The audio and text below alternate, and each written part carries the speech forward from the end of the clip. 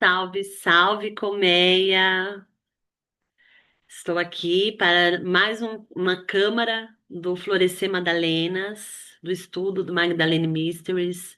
Então, hoje nós estamos seguindo a câmara 5, né, desse estudo maravilhoso, abrindo esses mistérios da religião da deusa, desse matricial, dos caminhos de Madalena Sofia.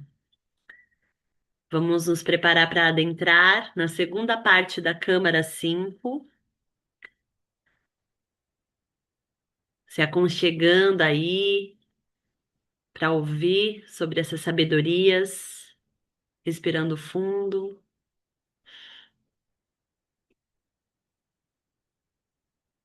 O título do texto a seguir: Perder a Deusa. Há cerca de 1100 a.C., provas arqueológicas mostram que a Palestina se tornou o lar de um novo movimento religioso que se ergueu entre as tribos pastoris das Arádias Colinas do interior. Esse grupo de padres cananeus venerava Yahvé sozinho, com a exclusão de todos os outros deuses. Com o tempo, os sacerdotes patriarcais de Yahvé atraíram um grande número de seguidores, acabando por formar a religião israelita, que reivindicava descendência espiritual dos patriarcas do Antigo Testamento, Abraão, Moisés e Jacó. No entanto, nos primeiros dias do movimento, Yahvé teve uma esposa, Ashera. Inscrições encontradas nos sítios arqueológicos de Kuntilat Arjub, no norte de Sinai, bem como em Khirbet el-Kom, perto do Hebron, datadas do primeiro milênio antes de Cristo, leram Ashera de Yahvé, que se senta à sua mão direita, o trono do poder, reservado para a rainha ou para a rainha-mãe, que concede soberania ao rei.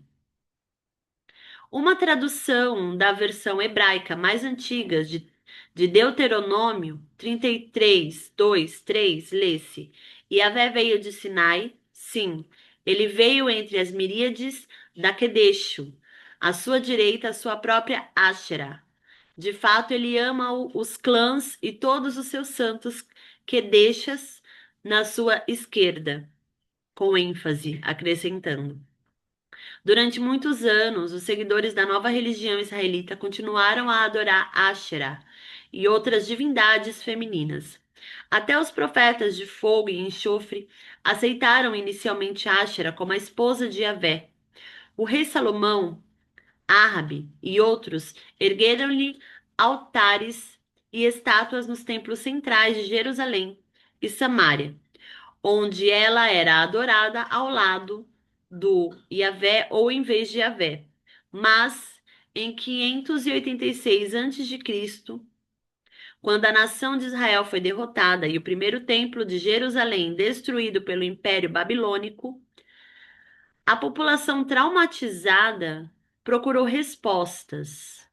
Os profetas gritaram que foi a prostituição da adoração da deusa que causou a queda de Israel. O Yahvé irado estava a castigar os israelitas por adorarem a rainha dos céus. A partir daí, as sacerdotisas hebraicas Kedeshotes foram alvo e perseguidas. Gradualmente, os seus templos e santuários foram destruídos. Os últimos vestígios da adoração pública da deusa terminaram no tempo da dinastia Hasmoneana, com conversões forçadas à ponta de espada na Galiléia e em outras províncias periféricas por volta de 160 a.C. Mesmo assim, a deusa hebraica não desapareceu completamente.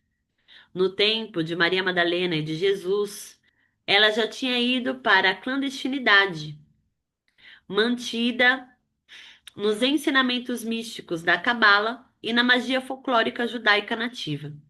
Segundo a tradição rabínica, o gênio ou o espírito da idolatria, Um impulso para adorar a divindade feminina foi concebido como um leão ardente que habitava no Aditum, o santo dos santos do Templo de Jerusalém, onde o próprio Deus devia viver e onde ela tinha de ser encarcerada e guardada pelos sacerdotes masculinos. Queimaremos incenso à rainha do céu e oferecer-lhe-emos bebidas, tal como nós e os nossos antepassados, os nossos reis e os nossos súditos, e faremos nas cidades de Judá, só um momentinho, e nas ruas de Jerusalém. As mulheres acrescentaram: quando queimamos incenso a rainhas dos céus e lhe deitamos as ofertas de bebida, os nossos maridos não sabiam que estávamos a fazer bolos com as imagens e a derramar ofertas de tal bebida para a deusa. Templo do pecado. Mágicos da lua.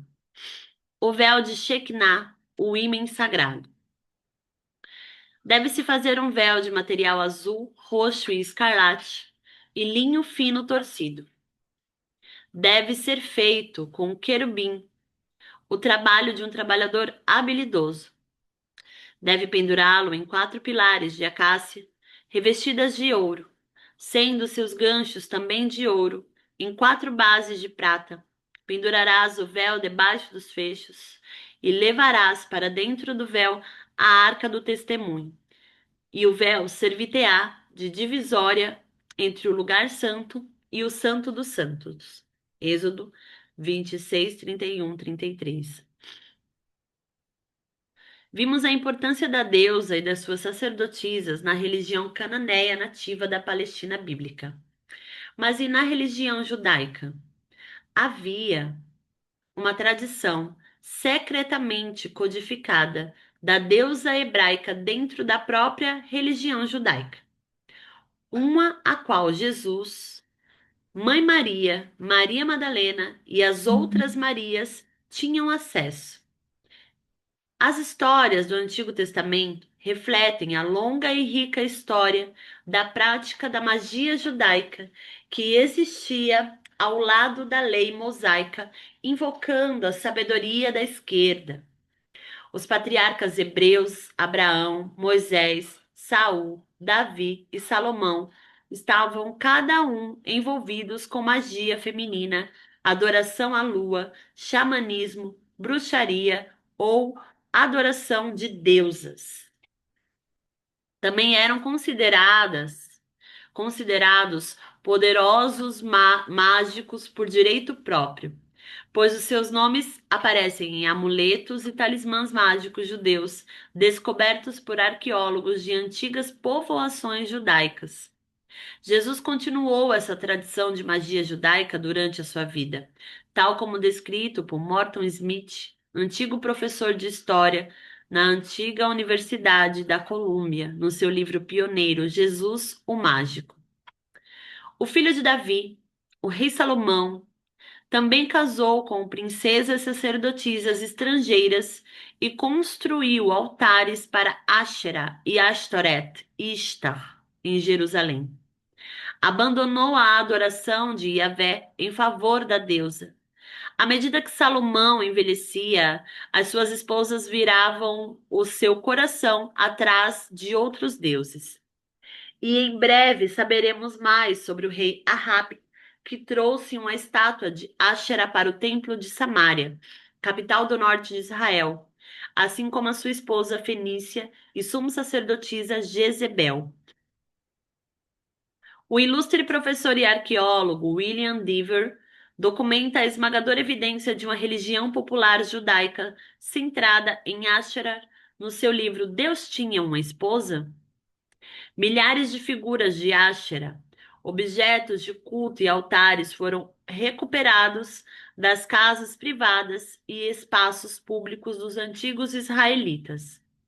Muitas foram encontradas perto do primeiro templo de Jerusalém.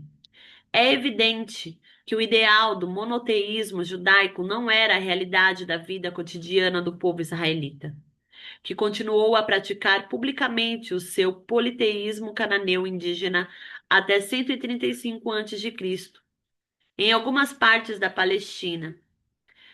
Nos corações e mentes do povo, Ásherá ainda era a esposa de Deus e constituía uma parte importante do seu culto.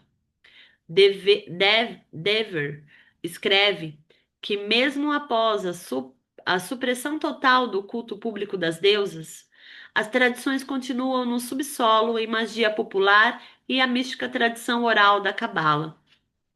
Com o pleno reconhecimento das mulheres, o espírito da Grande Mãe será finalmente libertado.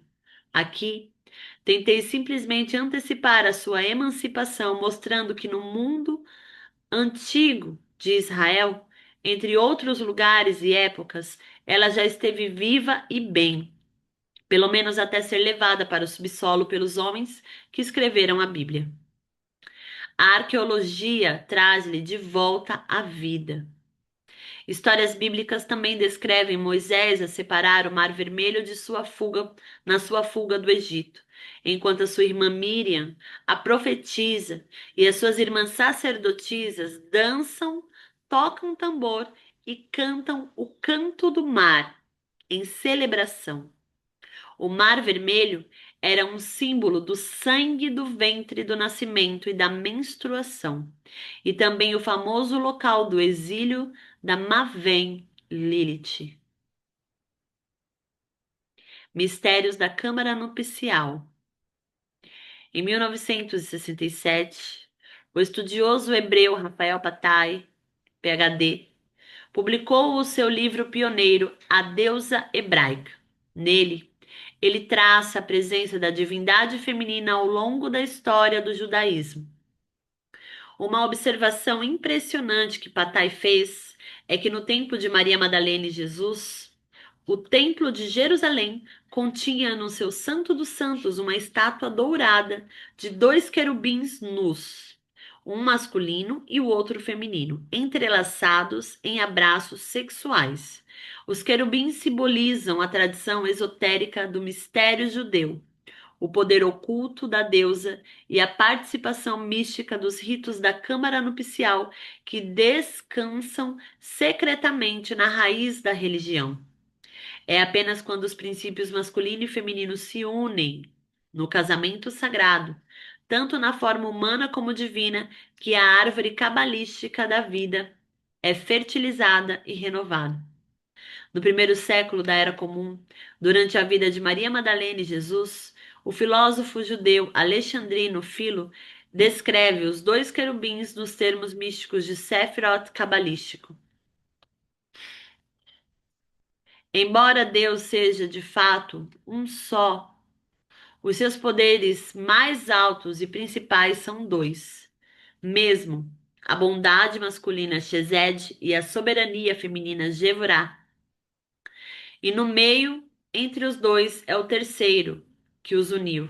Dessas duas potências, soberania e bondade, os querubins são um símbolo, representando a qualidade masculina de dar, Shesed, e a qualidade feminina de força e governação, Jevra.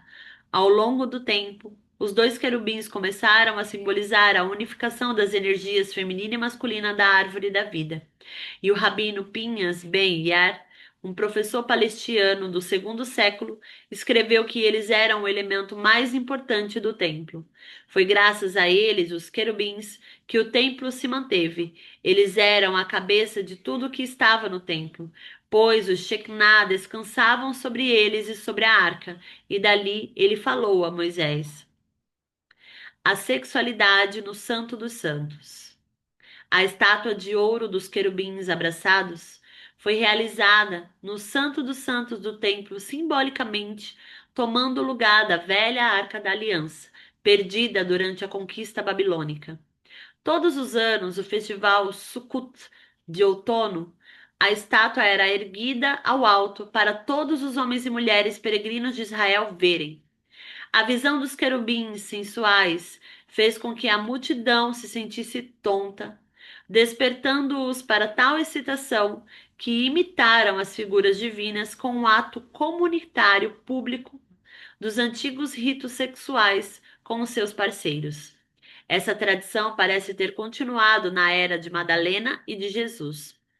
Embora seja uma surpreendente exceção às regras judaicas tradicionais da modéstia sexual, as celebrações sexuais de Sukkot e a localização dos querubins abraçando no interior do templo Aditium consistentemente com outras culturas do leste mais próximo, onde os ritos do casamento sagrado tinham sido celebrados nas câmaras interiores, camas sagradas, telhados dos templos, jardins, pomares e campos durante milhares de anos. A sexualidade sagrada, com a sua celebração das energias da força vital e a participação mística da fertilidade da terra, era uma peça central das antigas religiões. De fato, Rafael Patai, juntamente com vários outros estudiosos, especularam que o conteúdo original da Arca da Aliança eram duas esculturas de pedra, uma a imagem de Yahvé e a outra de sua esposa Ashera ou Astarte, unidos no abraço conjugal espiritual no espaço simbólico do ventre da arca, a árvore da vida. Pois ele reconstruiu os lugares altos que Ezequias, seu pai, tinha destruído, e ergueu altares para Baal e fez um Asherá com Ahabe, rei de Israel, e adorou todo o exército do céu e o serviu. Reis 21:3. Áshera era também considerada como a árvore da vida, simbolizada por varas e estátuas de madeira talhadas encontradas em todos os seus santuários. Com o tempo, a árvore da vida judaica, representando o corpo da deusa, foi estilizada como a menorá, que se encontrava na Arca da Aliança, no interior do edifício do Templo de Jerusalém, o ventre e santo dos santos de Israel. Cada uma das 7 velas de menorá representa um ramo da árvore e continua a ser um ícone-chave da religião judaica. A tamareira era também um símbolo da árvore sagrada feminina, da vida. Tamar significa data e tamareira em hebraico, e era também o nome de uma matriarca bíblica, sacerdotisa sexual e ancestral de Jesus. Tamar, tal como o nome Maria, não era apenas um nome pessoal, mas também um título que designava uma sacerdotisa na Bíblia. Na Bíblia, 2 Samuel 13:18. Outra, Tamar, a filha do rei Davi, com a sua sacerdotisa rainha Macá, foi descrita como tendo o manto ricamente ornamentado de uma sacerdotisa.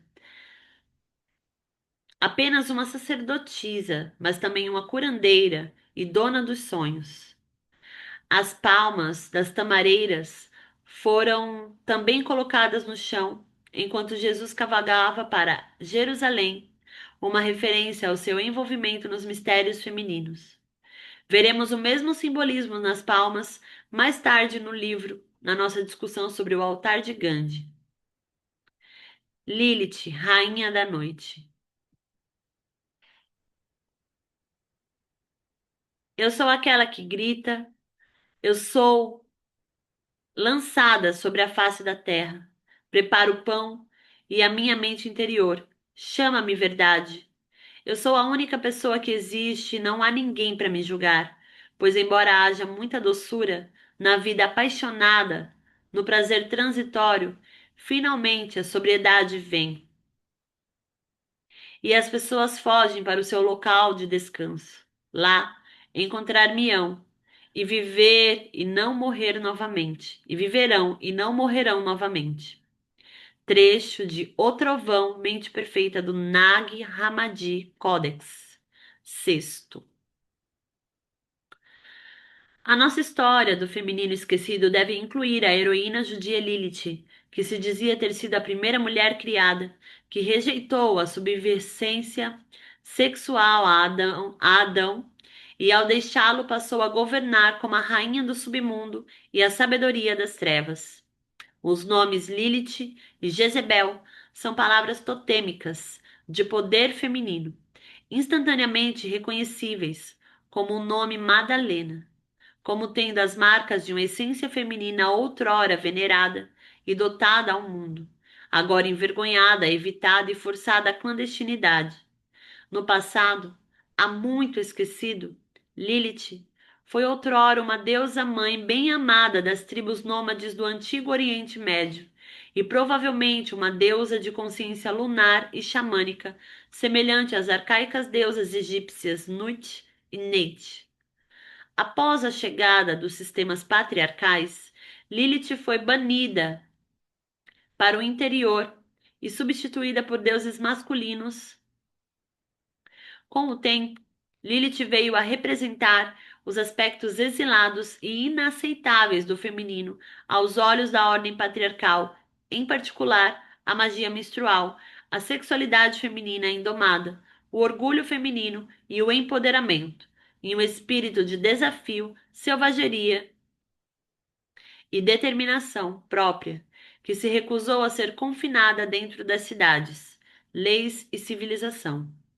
Tal como a deusa menstrual hindu Kali, Lilith também veio a simbolizar as forças destrutivas mantidas dentro da psique feminina, abusada e maltratada, e do corpo dolorido, que se desenvolveu em resposta às culturas dominadoras orientadas para os homens.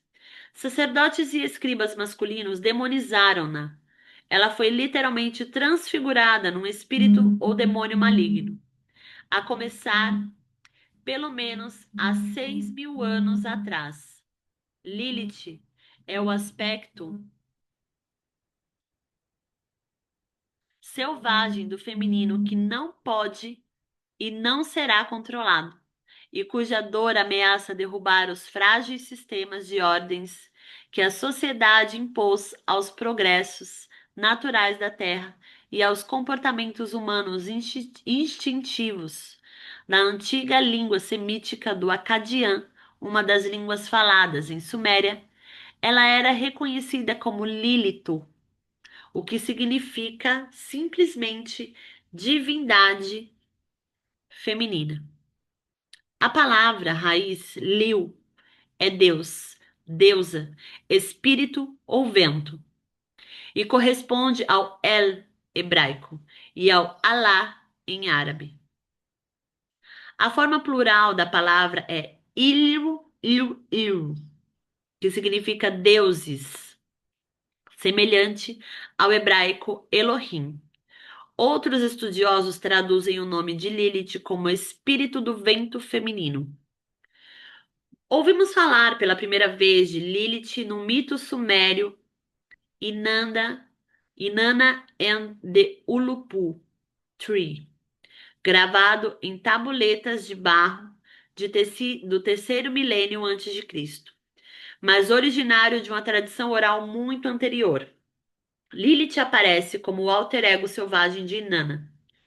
Ela vive no tronco da árvore da vida, e a sua selvageria deve ser banida para que Inanna assuma a sua posição como rainha e consorte sagrada nas civilizações masculinas emergentes. Lilith está associada à noite, ao sangue menstrual, ao desejo sexual insaciável e aos encontros sexuais demoníacos com homens tentadores ou atraentes.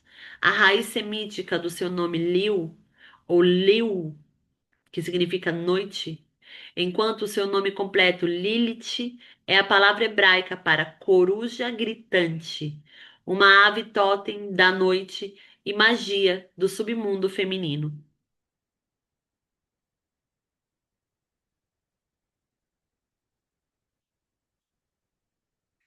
A palavra suméria relacionada, Lau, significa néctar estimado e doce, assim como acusado e denunciado, sugerindo a sua transformação de uma posição de honra para uma de vergonha dentro de uma nova ordem masculina. O caráter de Lilith continuou a evoluir através do tempo e da cultura, em particular nas tradições talmúdicas e cabalísticas do século VIII depois de Cristo. No alfabeto de Ben Sirac, ela aparece como a primeira esposa de Adão, feita do mesmo barro que ele e por conseguinte da sua Eva, que veio da costela de Adão. Lilith recusou-se a deitar-se subserviente de costas e a submeter-se à sexualidade passiva, tal como Inanna. Ela queria dar a volta por cima, o que lhe parecia justo aos olhos, considerando que ela era igual a Adão. Do mesmo modo, foi dito que as sacerdotisas da deusa Hecate só fariam sexo na posição superior e desprezavam as mulheres domesticadas que tomassem a posição submissa, porque Lilith recusou cooperar com o plano de Deus de subserviência sexual feminina. Baniu-a para o Mar Vermelho foi uma metáfora menstrual, onde ela se juntaria arquetipicamente às outras deusas dos mitos exiladas que não podiam ou não se encaixariam no ato patriarcal emergente. Curiosamente, Lilith está também conectada com os Neandertais, com a serpente do Jardim do Éden e com o culto a Madalena. Na mitologia assírica, os primeiros seres nascidos do dragão primordial Tiamat foram Lamu, macho, e Lahamu, fêmea, os pais do mundo que deram à luz todos os outros deuses. Eram chamados peludos e usavam faixas vermelhas e foram descritos de forma semelhante a Lilith. Eles podem muito bem ser uma memória mítica dos habitantes humanos originais do Oriente Médio, os neandertais ruivos, que tinham mais pelos no corpo do que os humanos modernos. Os textos rabínicos fornecem mais pistas. O Talmud partilha que Lilith se associava sexualmente com Samael, o arcanjo da morte, que reside no sétimo céu. O seu filho é Asmodeus, ou por vezes é o amante de Lilith, que se encontra na entrada da capela de Maria Madalena de Rennes-la-Château, na França. Lilith, a serpente torcida, e Samael, a serpente inclinada, são considerados como gêmeos de almas gêmeas, cujo casamento é arranjado por um dragão primordial da criação. A um nível espiritual mais elevado, são duas metades do mesmo ser, um espelho celestial da parceria de Adão e Eva na terra. Samael é também o anjo padroeiro de Esau, o ruivo, filho primogênito de Isaque e Rebeca, em Gênesis 25:25. Ele é descrito. Agora o primeiro saiu vermelho, como uma peça de vestuário peluda, e deram-lhe o nome de Esau.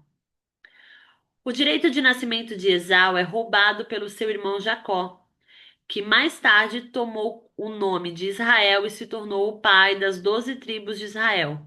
A história de Esau e Jacó descreve alegoricamente os israelitas afastando os ruivos e peludos que vieram primeiro e que pode muito bem ser uma referência codificada aos neandertais.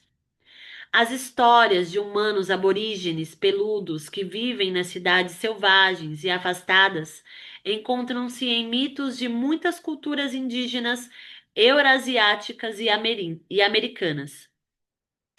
Num outro texto rabínico, a meretriz Lilith, em vez de Samael, é a serpente que seduz tanto Adão como Eva no Jardim do Éden. Isso só é possível porque Adão foi corrompido através da sexualidade menstrual. E a serpente, a mulher de Harlotry, incitou e seduziu Eva. E toda esta ruína aconteceu porque Adão, o primeiro homem, se uniu a Eva enquanto ela estava na sua impureza menstrual. Eis que aqui está perante vós, Por causa dos pecados de Adão, o primeiro homem, todas as coisas mencionadas vieram à existência. Pois Lilith, malvada, quando viu a grandeza da sua corrupção, tornou-se forte no seu labirinto e veio ter com Adão contra sua vontade e ficou quente por causa dele.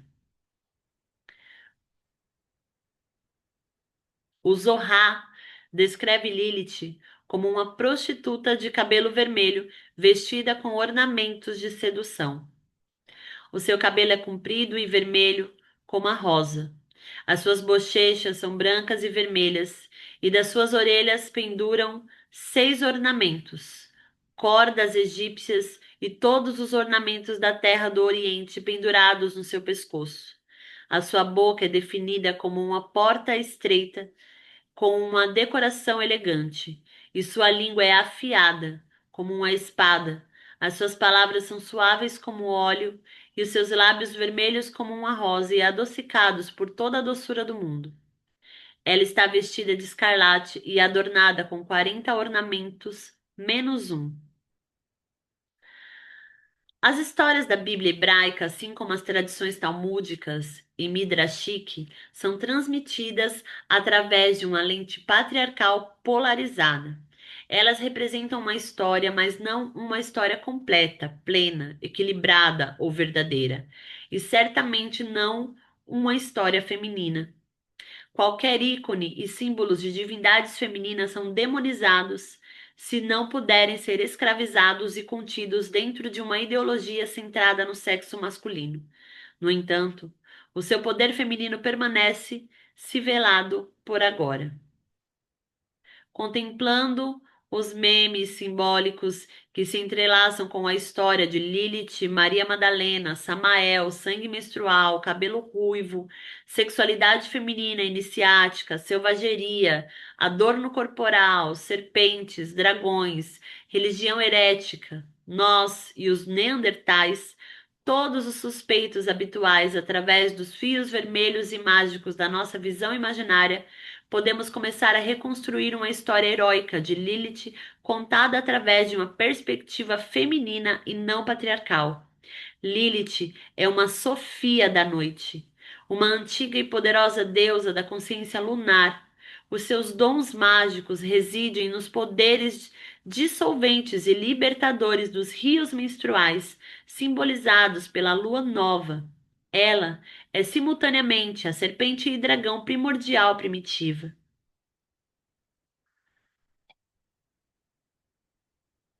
Jezebel, a alta sacerdotisa de Asherá. Apesar de ter algumas coisas contra ti, por que sofres aquela mulher Jezebel, que se intitula profetisa, para ensinar e seduzir os meus servos a fornicar e a comer coisas sacrificadas aos ídolos? Apocalipse 2:20. Jezebel, a rainha do século 4.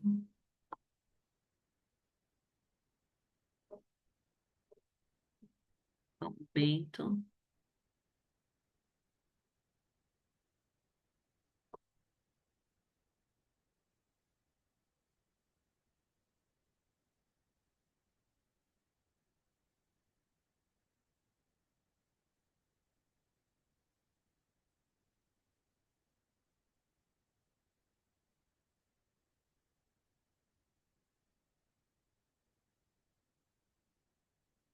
Jezebel, a rainha do século 4 a.C.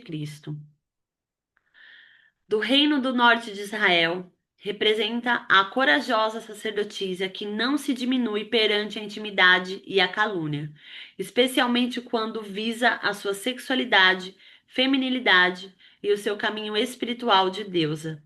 Ela foi lembrada na versão judaico-cristã da sua história como a Senhora Pintada, falsa profetisa, prostituta e sedutora. Indicadores certos de que era uma poderosa sacerdotisa das tradições da deusa, alvo de calúnias patrísticas. Para compreender a verdadeira história dela, teremos de ler nas entrelinhas do livro bíblico de Reis, onde a sua vida foi registrada pela primeira vez por escribas israelitas que descarregavam sobre ela o seu veneno patriarcal. Que paz, enquanto as prostituições de tua mãe Jezebel e das suas feitiçarias são tantas. 2 Reis 9:22. Jezebel foi uma sacerdotisa de Áshera e guardiã das tradições da deusa cananeia. Numa época repleta de agitação religiosa, nasceu princesa, filha de um rei fenício altamente respeitado e sumo sacerdote de Ista, na terra que é hoje o Líbano. Para ajudar a assegurar uma aliança política, Jezebel casou com o rei Árabe do reino vizinho de Israel. As rainhas fenícias serviram muitas vezes como sumas sacerdotisas da deusa e detinham um poder considerável nesse tempo, em contraste com a oposição subordinada de muitas mulheres em Israel. De acordo com os costumes do casamento real, foi-lhe permitido trazer a sua religião e modo de vida com ela para Israel, juntamente com 450 profetas de Baal e 400 de Ashera. Os profetas de Yahvé lutaram contra a tradição da deusa e periodicamente estimularam a violência religiosa. Com o patrocínio de Jezebel como rainha, rei Árabe, o ódio dos fiéis e profetas de Yahvé, que se referiam a todos os que rezavam nos templos das árvores de Asher como fornicadores. Após apenas 3 anos de casamento, o rei Árabe morreu em batalha. Os leais de Yahvé tomaram o poder e o novo rei marchou imediatamente sobre o palácio de Jezebel. O último ato de dignidade de Jezebel foi colocar a sua coroa na cabeça e adornar-se com maquiagem completa, joias e roupas reais próprias de uma rainha e sacerdotisa, apresentando-se à janela do palácio para enfrentar os seus próprios assassinos. Ela foi atirada da janela para a morte.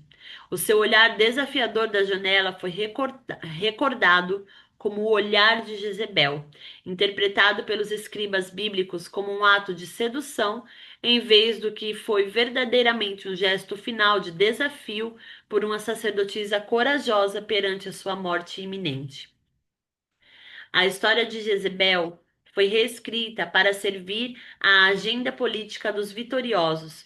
Quando ouvimos Senhora Pintada, podemos substituir uma rainha que era hábil na arte da alta sacerdotisa do adorno talismânico, com belos cosméticos, vestuários, joias, óleos perfumados e cabelos penteados.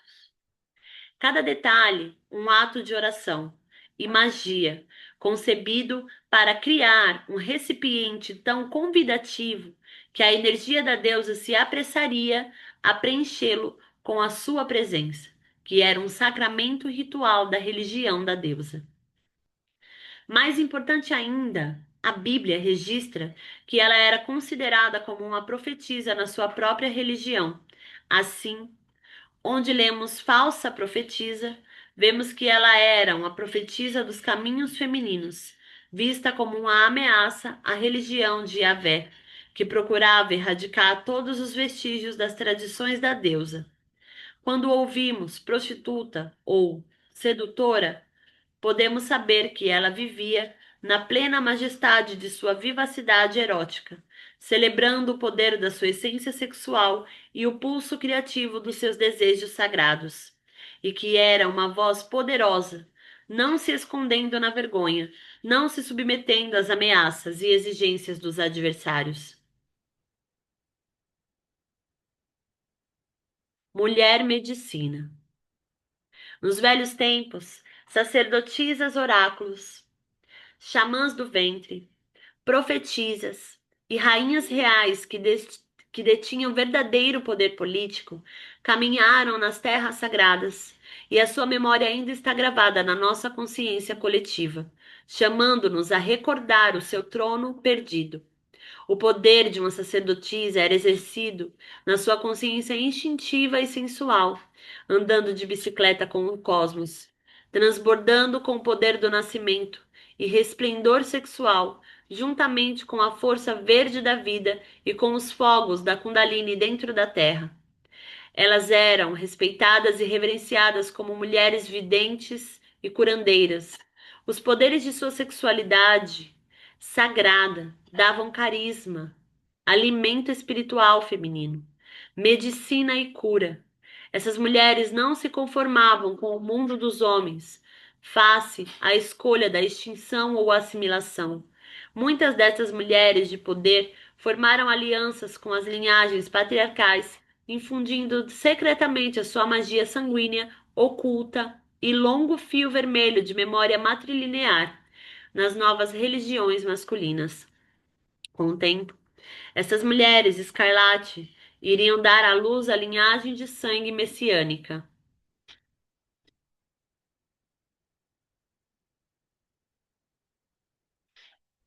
E assim, nós chegamos ao fim desse trecho, né, da Câmara 5 do livro, peraí, do livro errado, do livro Magdalene Mysteries, onde nós estamos nos debruçando nessa história, né? Um livro que é feito por historiadores, onde a gente está se aprofundando em todo o conteúdo sobre a religião da deusa, sobre os cultos antigos desse feminino e sobre o ministério de Maria Madalena, né?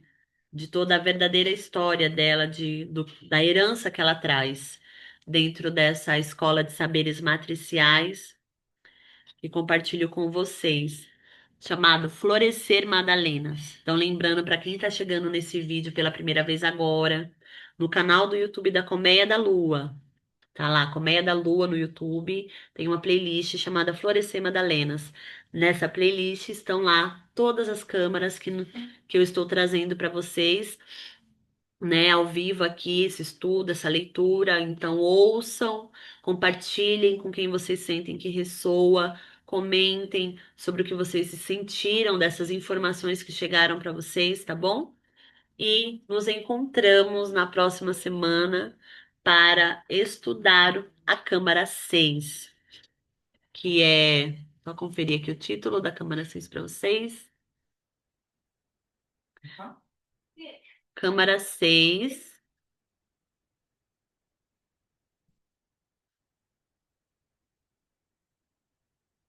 Um momentinho. Quando eu tô ao vivo, o computador dá umas bugadas. Não quer abrir. Se eu achar aqui no livro, vai demorar. Bom, é isso. Não abriu o arquivo, mas semana que vem nos encontramos para adentrar na sabedoria da Câmara 6 do estudo Magdalene Mysteries, para florescermos todos esses madalenos dessas histórias, tá bom? Axé, até já.